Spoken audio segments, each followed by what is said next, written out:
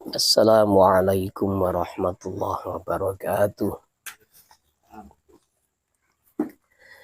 Bismillahirrahmanirrahim. Ila hadratin Nabil Mustafa Sayyidina wa Habibina wa Syafi'ina Muhammad sallallahu alaihi wasallam wa ila jami'i abaihi wa ikhwanihi minal anbiya'i wal mursalin wa ila jami'i alihi wa ashabihi wa tabi'ihim bi ihsan ila yaumiddin.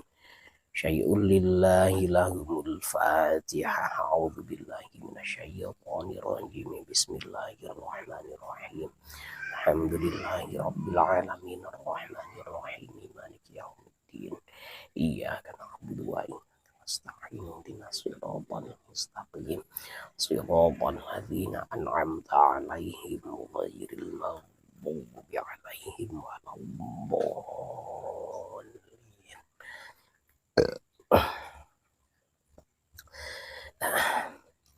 Bismillahirrahmanirrahim.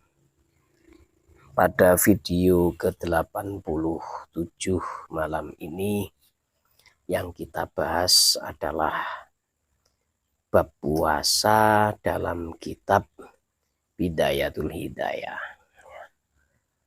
Wala tadhunna lan ojo nyongko sapa sira idza sumta ing dalem nalikane poso sapa sira nyangka annas sauma ing sak temene poso huwa iku utawi as-saum tarku ta'ami iku ninggal panganan wasyarabi lan ninggal ombenan wal wiqa'i lan ninggal kumpul bojo.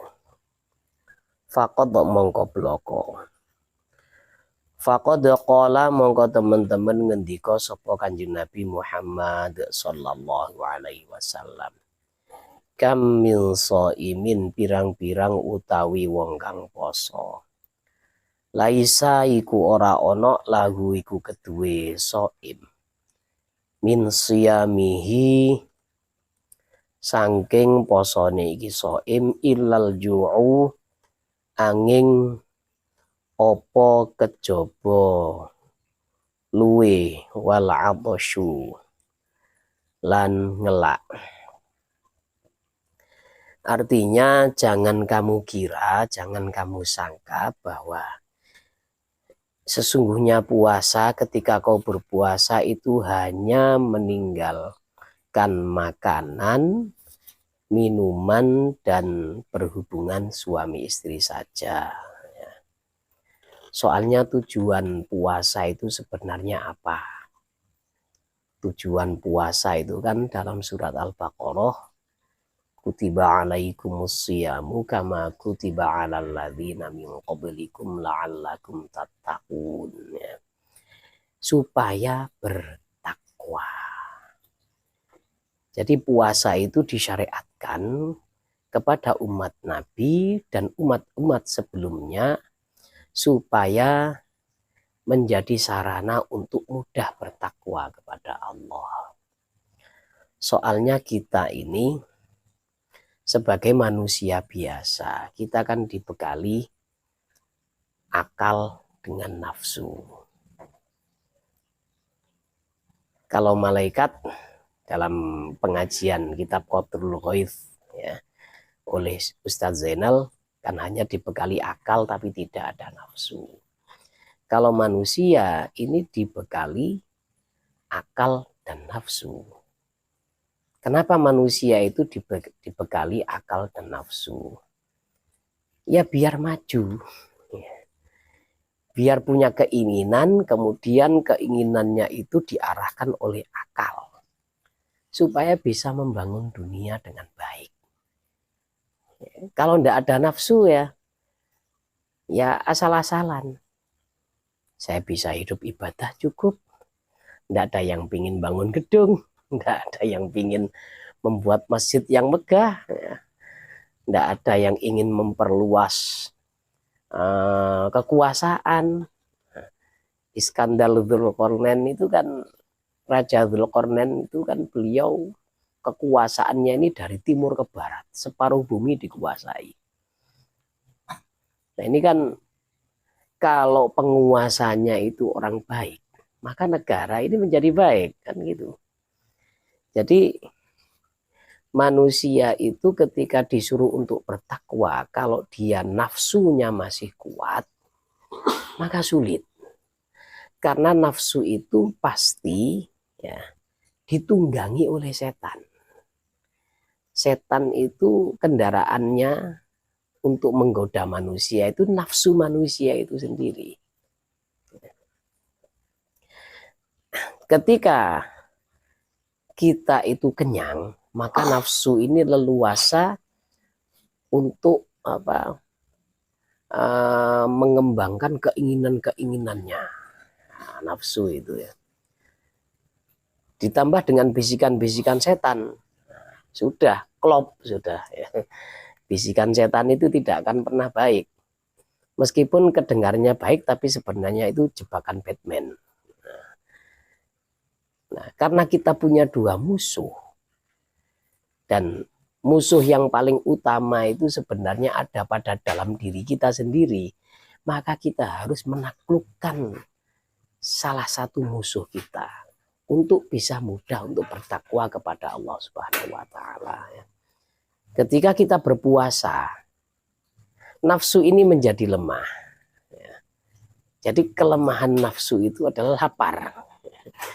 Kalau dia lapar sudah ya, lemes, nggak mau nggak mau ngapa-ngapain sudah nafsu itu, nggak punya keinginan macam-macam. Yang penting saya kenyang. Itu. Nah kita tahan nafsu itu, maka dengan puasa nafsu ini bisa tunduk. Kemudian dengan kita berpuasa, urat-urat darah ini ya menjadi sempit.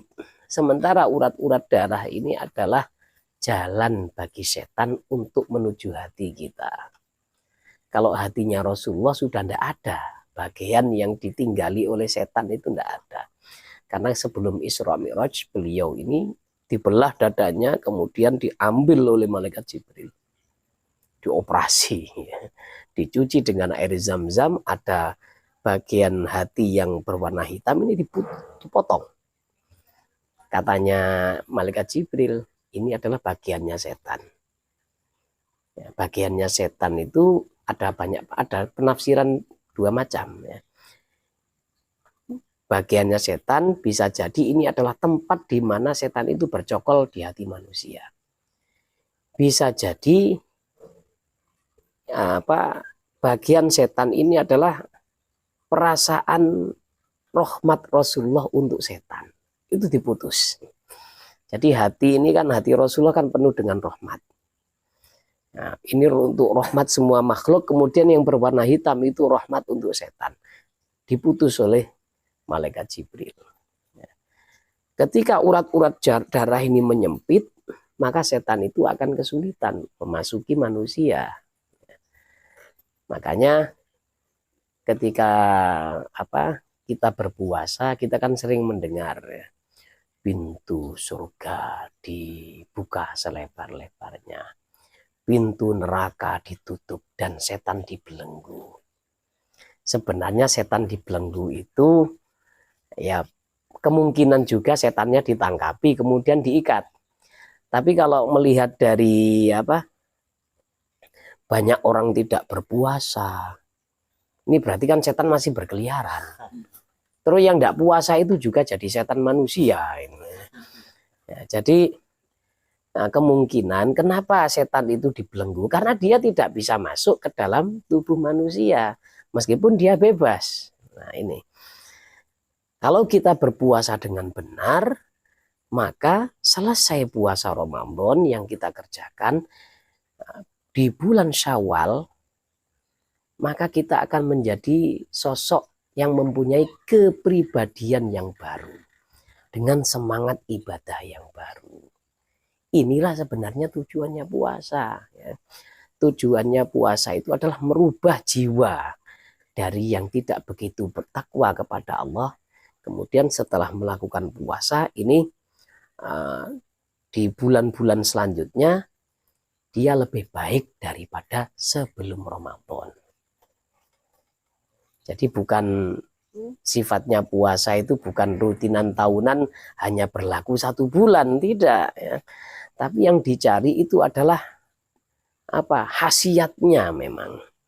Nah, kalau dalam berpuasa itu hanya meninggalkan makan, minum, tidak berkumpul dengan istri saja, maka yang tidak dapat apa-apa. Soalnya kan pahala puasa itu tidak ada yang tahu seberapa besarnya kecuali Allah. Nah, kalau orang dalam Ramadan atau dalam puasa-puasa sunnah yang lain tidak menjaga hal-hal yang dilarang dalam berpuasa, maka dia ini tidak mendapatkan pahala apapun dalam puasanya. Tidak akan mendapatkan khasiat apapun dari puasanya.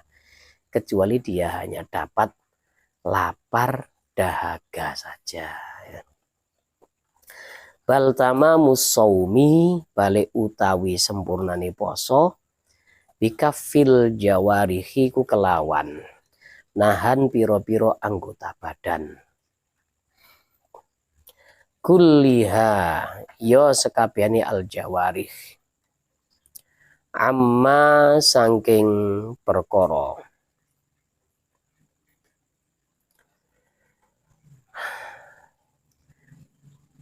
yakrahu ingkang sengit Allahu sapa Allah ing ma. Jadi kesempurnaan berpuasa itu adalah menjaga seluruh anggota tubuh dari hal-hal yang tidak disukai oleh Allah.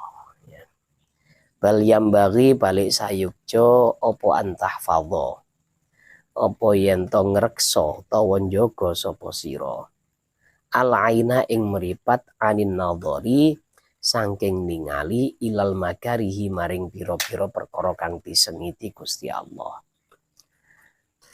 Wal lisana lan jaga ing lisan lidah anin nutqi saking ngucapno bima kelan perkara la yani ingkang ora maedai apa gimaka ing sira. Wal udhuna lan ing kuping anil istimai anduh saking amrih ngrungokno ilama maring perkara harrama kang wis ngaramnahu ing ma Allahu sapa Allah.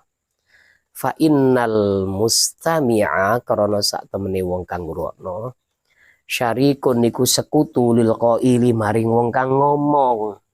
Wa huwa utawi mustami' ahadul mughtabaini ku salah sijine wong kang rasan-rasan luru. Tetapi puasa itu seperti ini modelnya. Kita menjaga mata dari melihat hal-hal yang tidak disukai oleh Allah. Hal-hal yang tidak disukai oleh Allah itu ya kemaksiatan. Jadi selama 1 bulan ketika kita berpuasa Ramadan, ya, mata tunduk pandangan, tidak melihat wanita yang bukan mahram, tidak melihat aurat-aurat, tidak melihat tulisan-tulisan yang membangkitkan syahwat, tidak melihat berita-berita, mungkin ya ada tulisan di grup WA yang sifatnya ini tidak baik.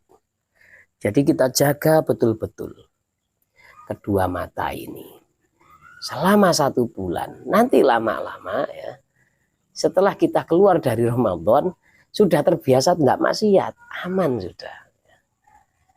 Dan ini ada tekniknya nanti. Oleh Imam Ghazali nanti diterangkan bagaimana kita bisa sempurna menjaga anggota tubuh supaya nggak maksiat, itu tekniknya bagaimana. Insya Allah nanti ya di belakang itu akan diterangkan oleh Imam Ghazali.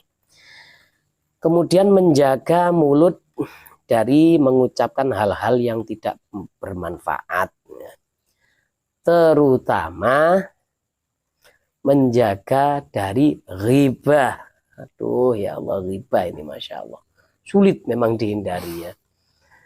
nanti ada keterangan dalam kitab ini, ghibah itu lebih buruk daripada zina. Ya, dalam kitab ini diterangkan nanti ya, kalau sampai babnya, dosa karena ghibah itu lebih buruk. Kemaksiatan berupa ghibah atau menggunjing, bergosip, itu lebih buruk daripada berzina. Maksudnya bukan karena apa? Karena dosa berghibah ini jarang orang yang ingkar. Kalau dosa zina pasti semuanya ingkar. Misalkan ya, naudzubillah, ada orang berzina di tengah jalan, satu RW itu pasti rame, langsung diusir. Pernah ya di sebuah daerah itu ada tempat itu gelap, tidak ada lampu kalau malam. Ada apa, tembok di jalan itu, kalau orang Jawa bilang bu, oleh orang-orang kota itu dikatakan buk 3. Di situ memang dibuat mesum sama orang. Saya pernah lewat situ, tiba-tiba ada sepeda motor dikebut. Malam-malam sekitar jam 1 atau jam 12 itu. Kita lewat pakai mobil ya. Habis dari bepergian, lewat jalan situ. Nah, di tempat itu, di gang itu, apa di buk itu ya, tiba-tiba ada perempuan dan laki-laki berdiri, lalu sepeda ini digaspol. Nah, ngapain kok takut? Itu pasti ada apa-apa di situ, pasti ada hal yang tidak beres. Jadi kalau ada kemaksiatan berupa zina dilakukan terus secara terang-terangan, pasti banyak yang ingkar, pasti banyak yang marah. Tapi kalau ghibah, ya, misalkan ada ada 2 orang ngumpul di pojokan, sedang ngomongin kawannya yang ini yang itu. Kemudian ada kawannya datang, ngomongin apa nih? Boleh gabung nggak? Nggak ada orang yang ghibah, haram, nggak ada. Ini lebih buruk. Meskipun dosanya itu tidak sebesar dosa zina, tapi kalau keterusan lama-lama juga besar. Dan parahnya lagi, dosa ini, dosa ghibah itu menghabiskan pahalanya, diberikan kepada orang yang dighibah. Lah ini ya, repotnya seperti itu ghibah. Nah, selama 1 bulan mulut kita dilatih supaya tidak gampang-gampang bergosip. Mata kita juga dilatih, telinga kita juga dilatih. Awas kalau ada yang suka nonton TV, kabar-kabari atau berita, Gospot ya, cek and recheck. Kalau di situ yang dibahas masalah beritanya, katanya artis ini punya rumah seharga 2 miliar. Kita lihat yuk dalam bagaimana rumahnya. Atau artis ini sedang berpuasa, misalkan ya. Artis laki-laki kita kan boleh lihat ya. Ada artis laki-laki kita boleh lihat. Terus kemudian saya kalau berpuasa ini ruangannya, ini persiapan untuk berbuka. Kalau itu nggak masalah. Tapi kalau ketika acara infotainment itu menjelaskan tentang perseteruan antar artis, ini ngomongin artis itu, kalau artis itu dengar dia pasti marah. Lah kita mendengar, nah berarti kan kita ikut ghibah.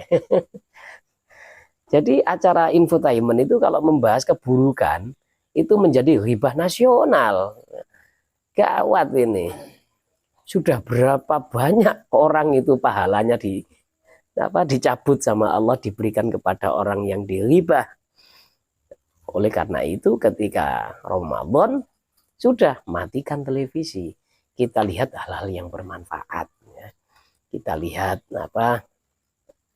misalkan lihat tawafnya orang di Baitul ya apa di Baitullah itu ya, lama-lama ya capek sendiri orang tua.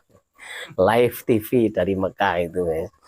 Atau lihat flora dan fauna, bahas hewan, ya kan menarik daripada apa lihat-lihat yang nggak bener. Nah, tapi lebih baiknya itu diisi dengan baca Al-Quran, karena syahrul Ramadan itu syahrul Quran, bulan Al-Quran. Orang itu banyak membaca Al-Quran sudah kalau Ramadan.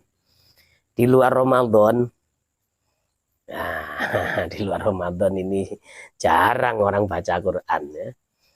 Makanya ada gerakan one day one juz, satu hari satu juz, itu harus dilaksanakan ya. Bukan hanya Ramadan saja, tapi ketika keluar dari Ramadan kebiasaan itu harus terbawa di bulan-bulan berikutnya. Nah ini. Terus juga kita jangan sampai mendengarkan orang yang sedang menggunjing atau orang yang sedang bergosip. Karena meskipun nggak ikut bicara, menjadi pendengar setia, maka juga akan dapat dosa. Soalnya apa? Syaratnya orang bergosip itu kan ada yang mendengarkan. Kalau nggak ada yang mendengarkan nggak jadi gosip dia. Nggak jadi. Pernah ada orang mau cerita ya, mau ghibah sini dan situ. Kemudian yang diajak bicara ini tahu. Kok bisa gini-gini? Langsung pamitannya, maaf saya sedang ada perlu ke sana. Nggak jadi ghibah. Lah kalau ditanggap saja ya. Ya. Terus oh, tuh. Kamu terus ngapain? Ya, sudah. Akhirnya apa? Dari jam 8 malam berakhir jam 1. Nah, ini bisa ya. Sudah berapa puluh orang yang dia ghibah. Masya Allah ya. Wa kadzalika alan kaya mengkono-mengkono kaf antahfadzal ain anin nadhar. Takufu nahan sapa sira jami'al jawarihi ing sakabehane pira-pira anggota badan. Kama takufu kaya oleh njaga sira al batna ing weteng wal farja lan ing farji. Fafil khabari mongko iku ing dalem hadis khamsun utawi ono hadis khamsun utawi ono 5 perkara yuftirna iku mokelno apa khams as-shaima ing wong kang poso al kadhibu rupane nggoroi wal ghibatu lan bergosip wan namimatu lan adu-adu wal yaminu lan sumpah al kadhibatu ingkang nggoroi wan nadharu lan ningali bisyahwatin kelawan syahwat ya. Juga kita harus menjaga seluruh tubuh seperti halnya menjaga perut.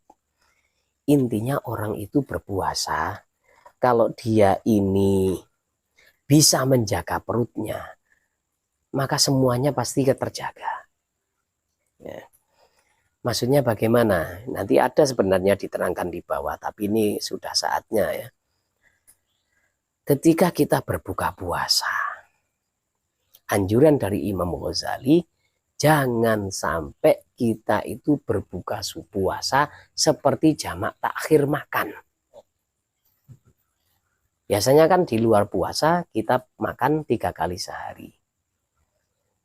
3 kali sehari, pagi jam 6 sampai jam 7 kita makan, kemudian siangnya sekitar jam setengah 1, kemudian sore menjelang maghrib atau setelah isya makan.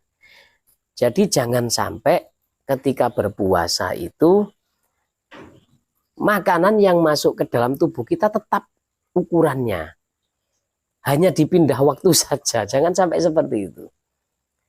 Intinya ketika berpuasa yang kita makan itu memang berkurang.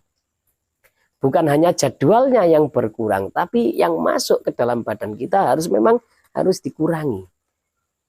Ini sebenarnya intinya apa, keberhasilan orang berpuasa bisa qiyamul lail dengan kuat, bisa tahajud, bisa apa tarawih 1,5 jam, 1 juz 1 malam. Ini di sini rahasianya. Nah kalau kita berbuka puasanya itu seperti menjamak makan, ya, jamak takhir karena tadi zuhur nggak makan, akhirnya berbuka puasanya 2,5 piring, ditambah pisang goreng setengah piring dihabiskan, terus es teler, kemudian buah-buahannya masuk semuanya, balas dendam. Yakin nanti ya, ketika taraweh berat badannya. Saya pernah ditegur pada waktu taraweh ya, mau ngimami, ada orang, Mas, nanti kalau bacain cepat ya Mas ya, nggak kuat saya lihat badannya, ini potongannya makannya banyak ini. Kalau kakinya sakit jangan salahkan imamnya, jangan salahkan asam uratnya. Sebenarnya apa? Kakinya sakit itu karena memang tidak kuat menahan berat badan. Nah, itu ya. Logika ini sudah ya. Badan bisa mekar, tapi kan kaki tetap nggak mekar. Akhirnya kaki ini kan punya kapasitas, punya batas maksimal kekuatannya. Kalau kita itu tingginya 160, maka tinggi badan dikurangi 100 sama dengan 60 ya. 60 itu berat badan ideal. Nah, di situ kaki kita masih bisa menahan berat badan tubuh. Makanya kaki kita ini enak rasanya. Tapi kalau sudah ya seperti apa? Ada itu orang-orang yang di televisi itu berat badannya sampai 150 kilo, padahal tingginya cuma 160. Oh, sudah beli obat jutaan rupiah disuntik, nggak sembuh-sembuh, karena memang kesehatan itu tidak bisa dibeli. Akhirnya apa? Akhirnya dia berpikir untuk diet. Lah ketika berat badannya sudah menjadi 60, susut 90 kilo, kakinya tidak lagi sakit. Karena kakinya ini hanya mampu menahan berat badan yang seukuran dengan tingginya, kapasitas segitu. Jadi ketika orang itu berbuka puasanya ini dikurangi betul.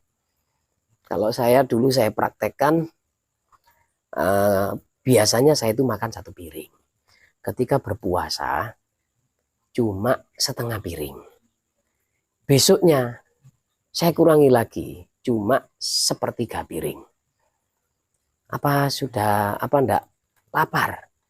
Ada tekniknya lagi supaya enggak kenyang, supaya enggak lapar.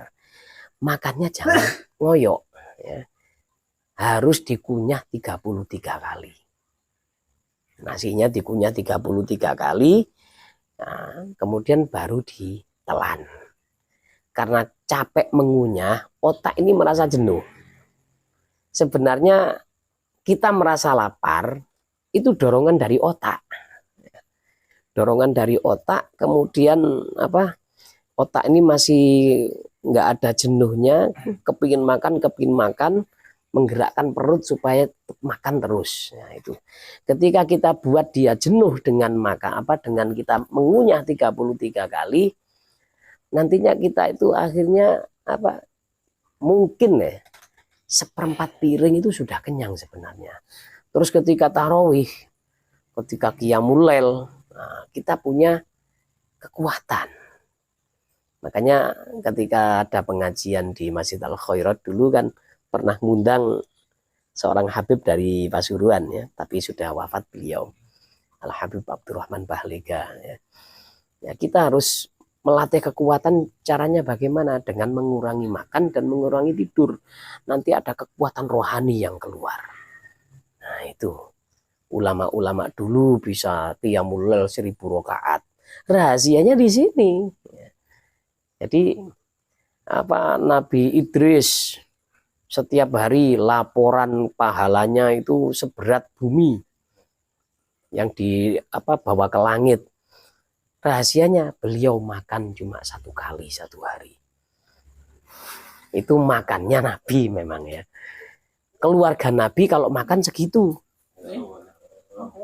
Ya, itu keluarga Nabi ya. Pernah Sayyidah Aisyah itu makan lebih dari 1 kali, 2 kali makan. Kepergok, dimarahi oleh Rasulullah. Ini bukan cara makannya orang-orang yang muqarrabin. Ya. Kalau 2 kali itu ukuran kita, ukuran manusia. Kalau 3 kali, antum tanya sama Habib Umar, ukuran hewan. Kalau 3 kali itu ya. Ini tadi saya makan sampai 3 kali nih, aduh menjadi hewan sekarang. Aduh ya Allah. Pagi tadi hataman di Pasirian, mau duhurnya makan, malamnya kenduri di situ. Ada saudara menikah itu, mau nggak dimakan bagaimana ya. Ini dimakan kan makanan dari walimah itu kan makanan barokah. Kalau kita sedang berpuasa pada waktu ada walimahan memang disunahkan untuk untuk dibatalkan, asal puasanya puasa sunnah ya. Karena makanan walimah itu makan barokah. Tapi ya dampaknya ya gini ya, baru jam berapa itu mata sudah tinggal 3 watt kalau nggak salah ini. Sinar mata saya ini. Nah inilah, ketika perut itu kita jaga, otomatis syahwat itu juga berkurang. Ya. Syahwat yang ada di farji atau alat kelamin kita itu juga bisa berkurang.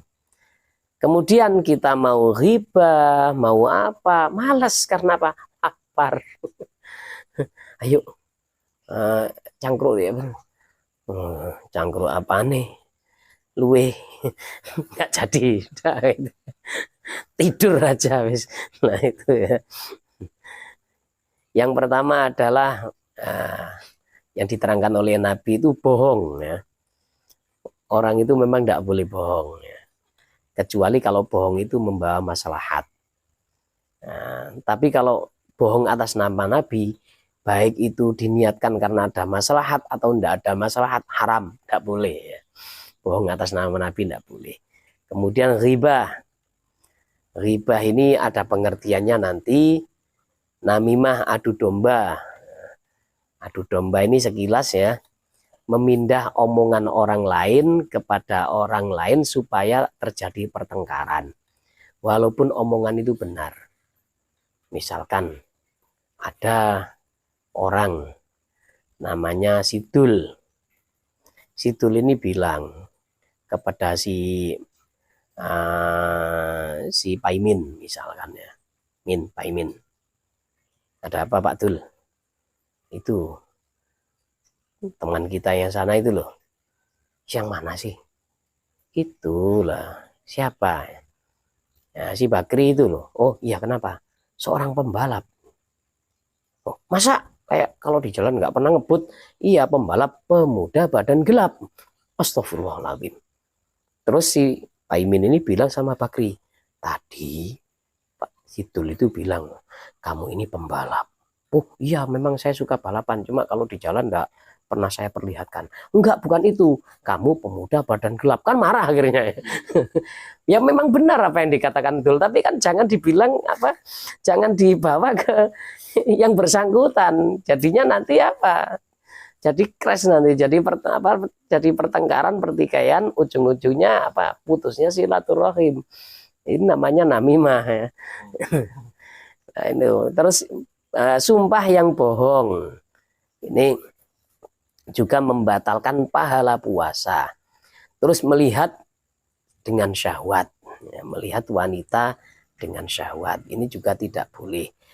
Nah, bukan hanya wanita, melihat gambar dengan syahwat, melihat cerita-cerita komik yang bisa mengundang syahwat, ya, ini juga harus dihindari. Nah, ini dari yang disebutkan Nabi, yang 4 itu didominasi oleh mulut. Dan yang 1 yang terakhir ini hanya mata. Intinya dosa akibat mulut ini memang lebih banyak daripada dosa yang disebabkan oleh mata. Masya Allah ya, banyak memang sekali. Jadi kata Nabi itu kan, wahal yakubun nasu ala wujuhim finnar illa hasaidu alsinatihim au kama qala Rasulullah ya. orang itu tidak akan nyungsep ke dalam neraka kecuali karena hasil dari yang ia katakan. Jadi orang itu ketika melewati jembatan sirat di atas neraka jahanam, dia langsung tersungkur, nyungsep. Karena apa? Mulutnya berat, banyak maksiatnya, tidak stabil, langsung nyungsep. Akhirnya jatuh ke bara jahanam yang ada di bawah itu mukanya dulu. Ini gara-gara mulutnya. Memang dosa dari mulut ini memang sangat banyak. Ini buktinya ya. Yang membatalkan pahala puasa itu yang 4 didominasi mulut. Dan yang 1 hanya mata ya. Innamas sawwaqala lan ngendika sapa nabi innamas saumu angin pamestine poso junnatun iku tameng. Fa idza kana mongko ing dalem nalikane ana ahadukum sapa salah sijine sira kabeh so iman niku wong kang poso fala yarfuth mongko ojo ngomong ala sapa iki soim wala yafsuq lan ojo ngelakoni dosa gedhe sapa iki soim wala yajhal lan ojo bertindak bodoh sapa iki ahadukum utawa soim. Fa inimruun mongko lamun nukari sapa wong qatala tegese nukari sapa umruun hu ing soim au syatama utawa misuwi sapa umruun hu ing soim falyaqul mongko becik ngucap sapa soim ini sak temene ingsun soimun niku wong kang poso. Puasa itu sebenarnya adalah tameng. Dengan kita lapar, kita akan terjaga dari hal-hal yang tidak benar. Kita akan terjaga dari hal-hal negatif dengan laparnya kita. Mau menggunjing malas, mau melihat mau melihat yang tidak halal itu juga malas. Mau melakukan aktivitas-aktivitas yang menguras tenaga juga malas. Lebih baik baca Al-Quran atau tidur itu. Nah kalau tamengnya ini sudah tidak berguna, ya, tidak berguna. Jadi ketika dia puasa, 5 hal itu tetap dilakukan. Jadi tamengnya tidak ada gunanya. Berarti tidak dapat apa-apa dia. Dan diingat-ingat ya, ini salah paham rata-rata itu ya. Ketika orang itu menggunjing di malam hari, sekarang kan sudah tidak puasa. Jadi yang tadi kan kita sudah tidak menggunjing. Oke, malamnya kita menggunjing, kita bergosip. Kan nggak apa-apa. Jangan dianggap nggak apa-apa. Ya menggunjing malam hari ini menghapus pahala yang siang tadi.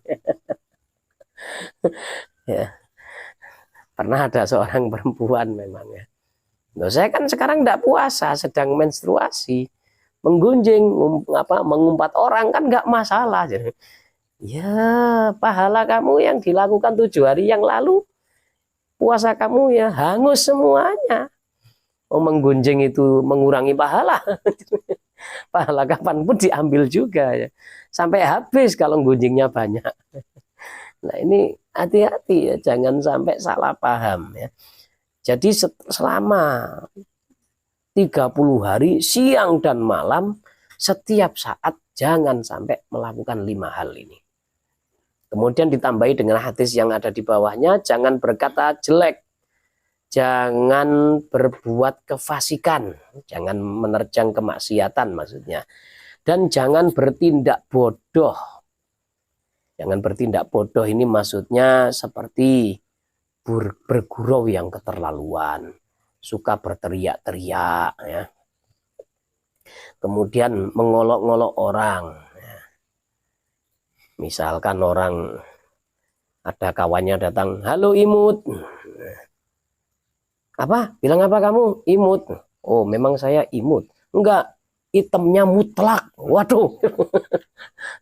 Kan ini ejekan yang bisa memancing emosi. Jadi ada orang digunjing seperti itu. Kamu mungil. mungil, mudah ngiler misalkan. Lah ini kan apa? Meskipun bergurau, tapi ketika dilakukan di bulan puasa, nah, ini kan memancing emosi, akhirnya bisa bertengkar nanti. Bisa bertengkar ya sudah, ya. Nah, nggak ada gunanya nanti dia berpuasa. Tapi bukan berarti ketika dia sudah melakukan hal-hal yang membatalkan pahala puasa, nggak ada gunanya. Sudah, ambil nasi satu piring. Haram, nggak boleh. Meskipun pahalanya hancur, puasanya tetap harus sempurna sampai maghrib. Nggak boleh ya dibatalkan. Ya Allah, tadi saya melihat perempuan dengan syahwat. Nggak ada gunanya saya berpuasa. Ya, akhirnya apa? Dia makan dan minum. Ya tambah besar dosanya. Jadi apa, hal-hal yang seperti ini harus benar-benar diperbaiki ya.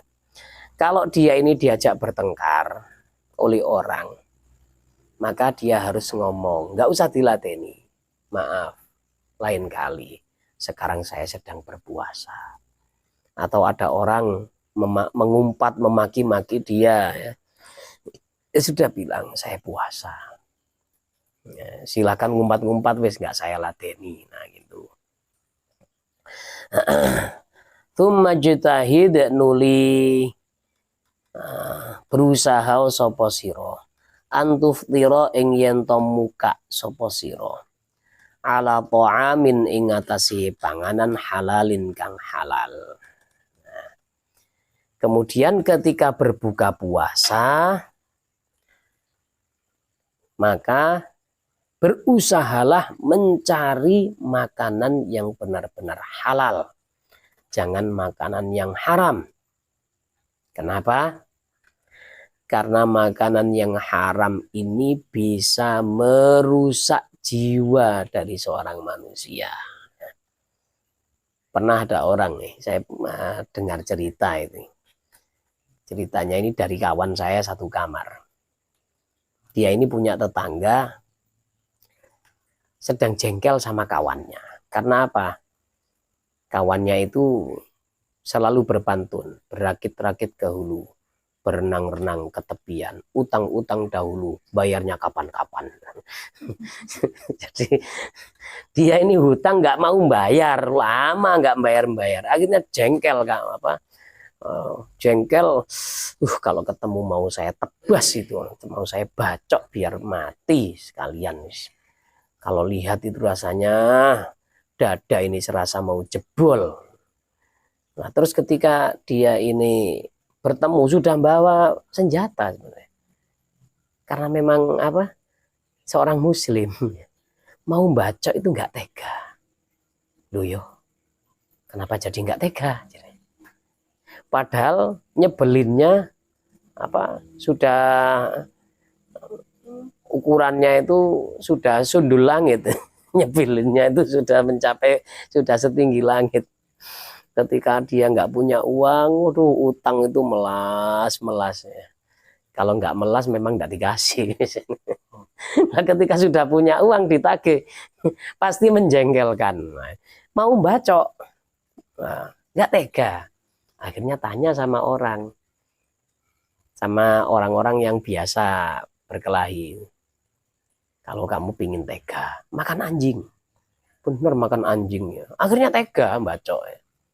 Nah kemarin ini yang kasus yang ada di kecamatan Asirian itu kan, di Selawar-awar itu, ada yang dibunuh gara-gara urusan pasir, dibunuh dengan kejam, dibacok, dicangkul, digergaji, masih nggak mempan, karena memang kebal senjata tajam, akhirnya dibunuh dengan senjata tumpul. Karena memang ajian atau jimatnya itu hanya kebal senjata tajam. Ternyata dia mati dengan senjata tumpul. Nah, kepalanya dipukul dengan batu, akhirnya pecah, mati.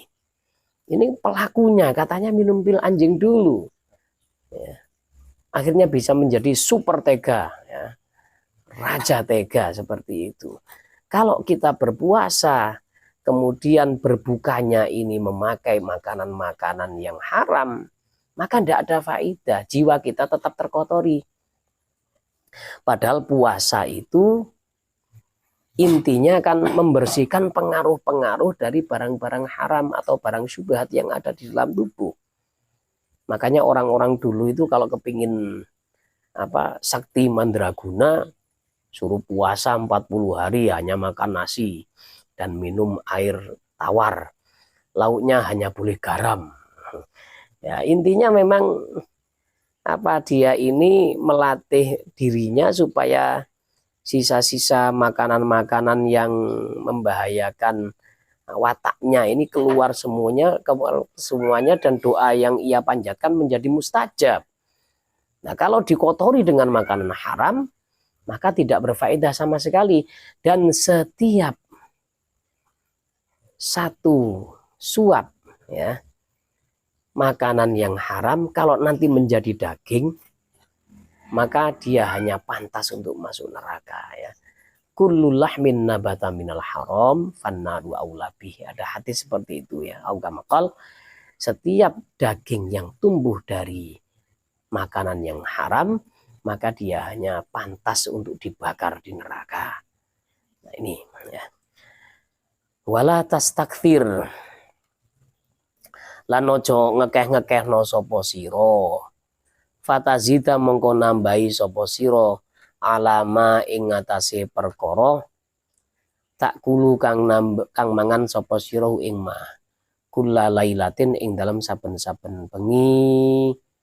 Fala farqa mongko ora ana bedane iku maujud idza faita ing dalam nalikane nuhoni sapa sira ma ing perkara ta'tadu kang biasana sapa sira antak kula ing yen to mangan sapa sira ing ma dafa'ata ini kelawan rong ambalan fi dafa'atin ing dalam ambalan wahidatin kang siji. Dan jangan banyak makan, maka kamu menambahi makan di malam hari kalau begitu ya. Maka tidak ada bedanya ketika kamu sudah membiasakan makan 2 kali, makan 2 kali ini dijadikan 1 kali dalam 1 waktu. Ya tadi yang saya terangkan di awal, nah, hanya seperti memindah jadwal makan, tapi makanannya ini tidak berubah. Nah, ini bukan tujuan puasa sebenarnya ya. Wa innamal maqsudu anapun utawi tujuan bisyami kelawan poso kasru syahwatika iku mecah syahwat sira wa tad'ifu kuwatika lan ngelemahno kekuatan sira. Litaqwa supaya kuat sapa sira biha kelawan nafsik alat taqwa ing atase takwa. Nah, tujuan puasa itu kan menghancurkan syahwat dan melemahkan kekuatan untuk yang bisa menyebabkan syahwat supaya kuat untuk menjalankan ibadah ya. Faida akalta mongko ing dalem nalikane mangan sapa sira asyiyatan ing dalam sore ma ing perkara tadarokta ingkang nyusuli sapa sira bihi kelawan ma ing perkara fata kang pot apa maka ing sira dhahwatan ing dalam awan fala faidata mongko ora ana faedah iku maujud fi saumika ing dalam poso sira. Wa qad thaqulat lan temen-temen abot alaika ing atase sira ma'iddatuka apa lambung sira. Ketika pada waktu sore hari atau maghrib kamu makan sambil mengkodoi makan siang, maka ya nggak ada faedahnya puasa seperti itu. Malah perut menjadi berat. Disuruh sholat tarawih, ya, ada panggilan. Biasanya kalau sholat tarawih itu kan di masjid itu pujiannya kan sudah beda. Ya. Kalau di sini pujiannya itu niat puasa itu nawa itu sauma ghadin an adai fardhi syahri ya. atau ya muhaiminu ya salam salimna wal muslimin. Itu sudah bertahun-tahun di sini dengan muadzin legendaris itu yang sudah berusia hampir 80 tahun. Ya, ini ketika sudah ada panggilan isya, kalau makannya ini sedikit semangat, tapi kalau makannya terlalu banyak, aduh, biar turun dulu. Habis itu menguap, ngantuk, akhirnya tidur. Nah, inilah tip-tip untuk berpuasa supaya puasanya itu menjadi maksimal ya. Jadi kita simpulkan dari awal tadi, nah, ketika berpuasa jagalah seluruh anggota tubuh dari hal-hal yang dibenci oleh Allah Subhanahu wa taala ya.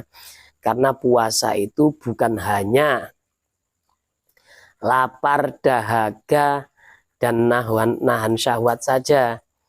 Tapi sebenarnya puasa itu membentuk pribadi yang baru setelah Ramadan.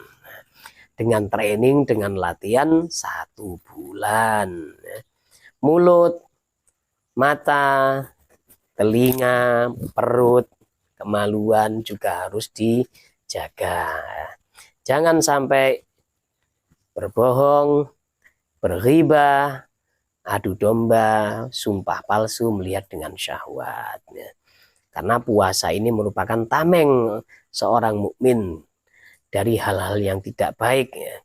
Kalau tamengnya tidak berguna, kalau sudah puasa tapi tetap melakukan hal-hal yang tidak baik, berarti tamengnya ini tidak ada gunanya. Kita tutup pertemuan malam ini dengan membaca doa kifarah majelis. Subhanakallahumma bihamdika asyhadu an la ilaha illa anta astaghfiruka wa atubu ilaik. Assalamualaikum warahmatullahi wabarakatuh.